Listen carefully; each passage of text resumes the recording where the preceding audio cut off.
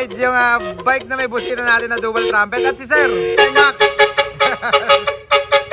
Kaya Sir, yung NMAX ni Bossing, pre na paano mo? Warren po. Warren.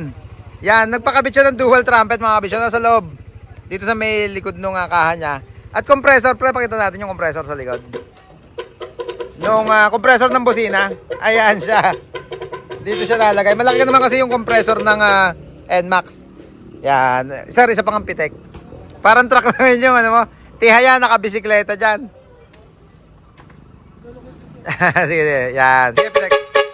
Sinabay mo na rin yung ilaw, no? Yung mini driving light sa ilalim. Isa pa nga, pre.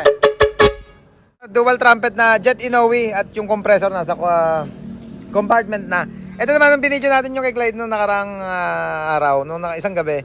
Nagtatanong sila saan daw kumukuha ng supply ng hangin. Ito kasi yung kinabit namin dyan, electric lang siya, electric horn. Ito yung module niya. Switch niya, pagka gagamitin ni Clyde yung busina. At yung battery, Clyde, hinahanap lang, saan to yung battery mo? Ano yung gamit mong battery?